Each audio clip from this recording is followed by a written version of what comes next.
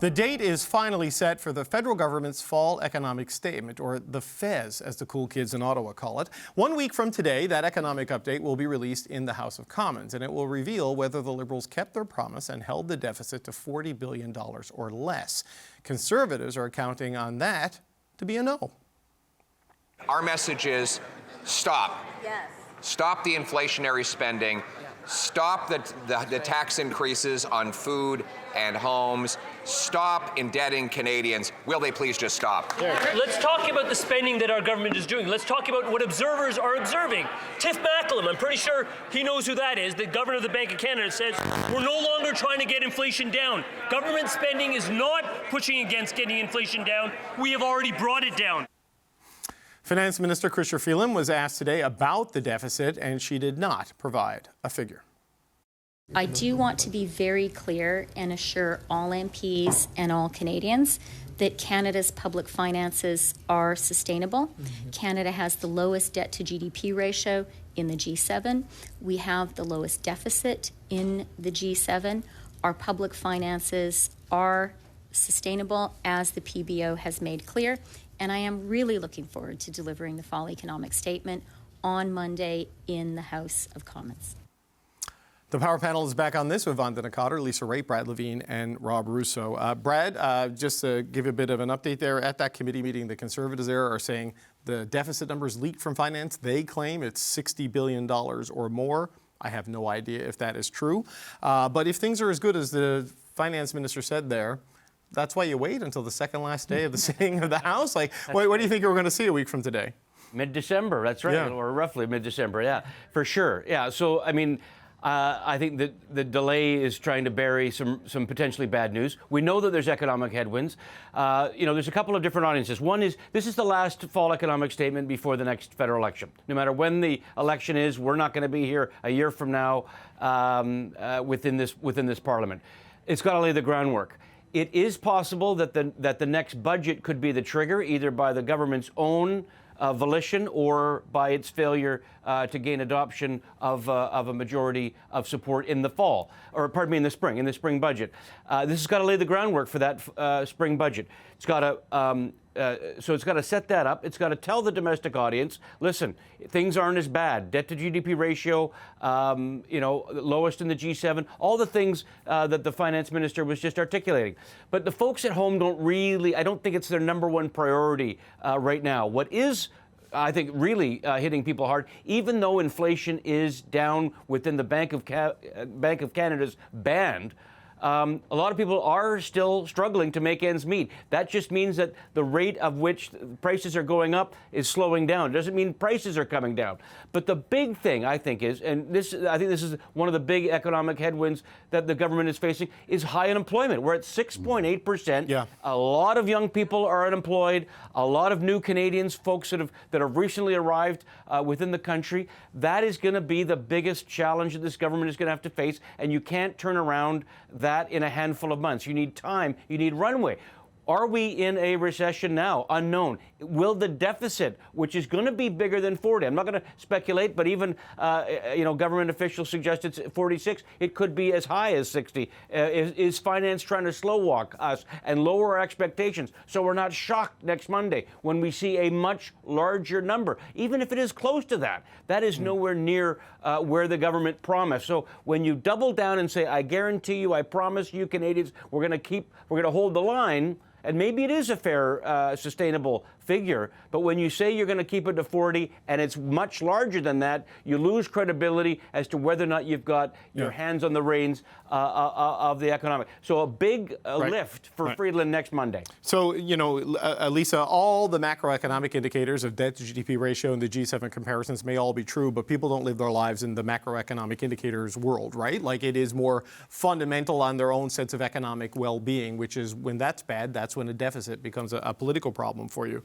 So with unemployment at 6.8% and the deficit, and it being so late, I mean, what do you make of this decision to hold the fall economic statement with about 5 days left in the fall?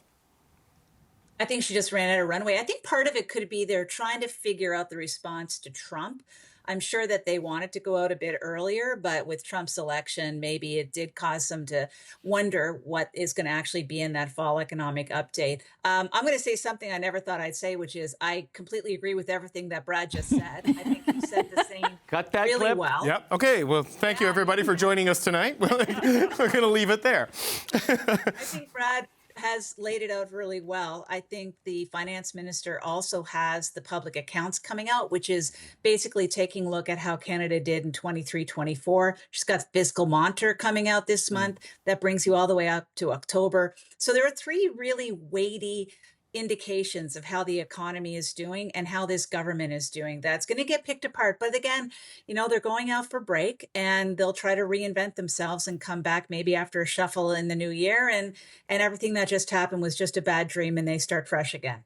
So, Vandana, we have alignment with a former Jack Layton advisor and a Stephen Harper cabinet minister. Are we going to get a Justin Trudeau advisor on board here? Why do you think they're waiting so long here? Having been on the other side of it, sometimes it's not really sexy reasons. It is like you're waiting for this figure, you want something to come out, there's a disagreement between two ministers on what should come in and what should come out. They had to change alignment. I do agree with Lisa that the Trump factor could be it. So if they do have to put money between strengthening the border, it means like this is out, this is out, this is out. And that can cause consternation at cabinet, et cetera. So every time there's been a delay, it hasn't been really sexy reasons. So I don't think that's what it is. I think it was just a lot of shuffling through and trying to find ways to. I think they are very much aware that if they blow the deficit, that's going to be a thing. But that being said, to the point earlier mentioned, Canadians don't really understand debt to GDP ratio or the deficit. They want to know, are you helping me now? Life is hard. How are you making it better? Can you govern effectively for me? Right? And I think that's what they'll have to gamble on. Right. So, Rob, there's Vandana killing her efforts to put the sexy in Fez by saying it's not always a sexy reason.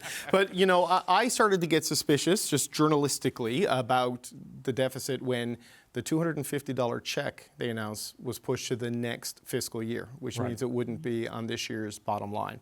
And, that's an accounting move, which is a bit inside baseball, but that is the sort of thing you do, and that's $4.5 billion and maybe higher if the NDP gets its way, for example, that you don't want to book this year because you might have a bit of a problem. Yeah, look, you're making an argument, and I think others have made an argument in a way for, I think, statutory requirements for governments to actually report these sorts of things within a certain reasonable period of time so Canadians know how their money is spent.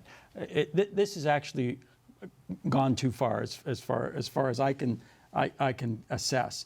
I mean, yes, Mr. Trump is an unknown, but you do know you're going to have to spend more on defense, for instance. That's going to cost you a lot more than you have been spending for a long, long time. But there are other things that are kind of weighing on me, and the fiscal sort of anchors. They call them anchors, but they've been skimming along the top now because they're not fixed to anything really. They're more buoys than anchors, right? They're movable and kind of light, right? What the deficit was supposed to be 1% of GDP. That looks like that fiscal anchor is gone.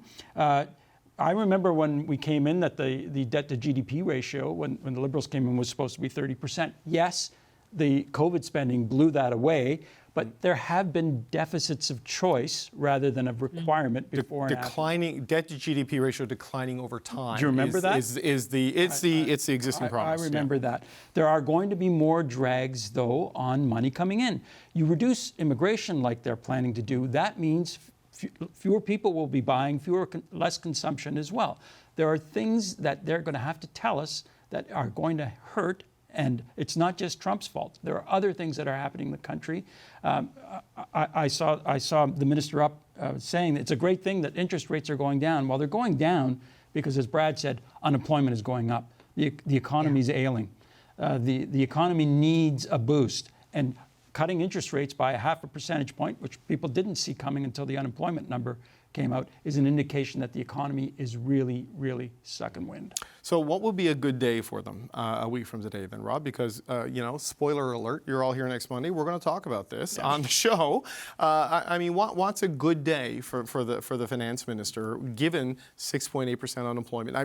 The economy created 50,000 jobs, but there's so many people here now. That's right. The number of people entering the workforce looking for work pushed the unemployment rate up. What's a good day? Well, first of all, this is a giant head fake in terms of the deficit number, and they actually do bring it around in around $40 billion. suffice it to say, they'll look like better economic managers. But I think what they need to do in this statement, people are going to chew on it over Christmas turkey. They need to give people some hope, some sort of sense that the government is looking after them in what could be a very, very difficult few months over the next few months of the winter. So if they can do that, that would be a good date. Vanda, do you think we'll see big measures in this thing, though? Like it seems more like an update, a status update, based on everything that I'm hearing about what they're probably going to do. Yeah, exactly. I think the biggest plank you've seen was the GST piece. And maybe some border stuff. Yeah, maybe some border stuff, and I think it's generally being updated. I don't think they're going to reinvent themselves. I think they know the voters can only reinvent so often, and now it's just like, can you govern well? Right? Can we be credible to you? Can we make your life better? And that's what they'll focus on. Okay, I want to come back to our coalition, ideological coalition here now, to get their perspectives on this. Brad, what is a good day for Chrystia Freeland next week? Because it's been a rough fall for the government leading up to this. They've survived all the confidence votes, another one today, but it's sort of this either becomes something that they can use to argue that they're doing a decent job, or which gets weaponized against them rapidly.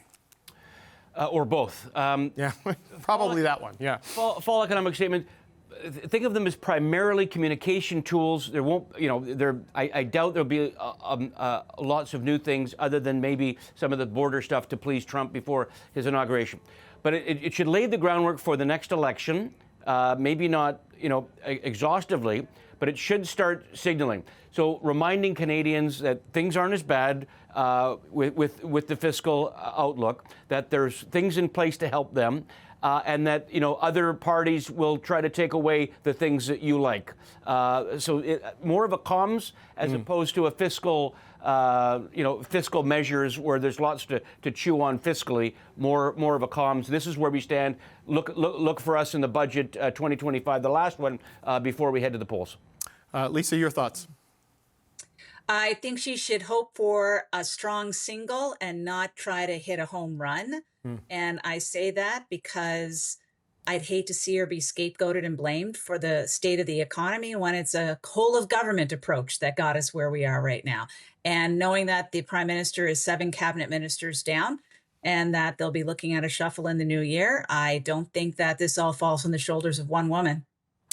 No, that's true. Shuffle in the new year, do you still think there's a chance, Vanda, we might see one before Christmas? Or do you think we are waiting until January? I think we're waiting until January. I've been saying that since October. Yeah. No, you've been remarkably consistent on it. But just your quick thought on that. What do you think is a win for Chrystia Freeland on Monday? Is there one? I think just showing that there is security on the border or whatever they do to help avoid these tariffs, and just showing they're delivering for Canadians and hopefully, a good comms plan. That's what their win is going to be. The Liberals have been hoping for that for a while now. We'll see. All right. I want to thank you all. Rob Russo, Vanda Nakata, Brad Levine, and Lisa Raitt.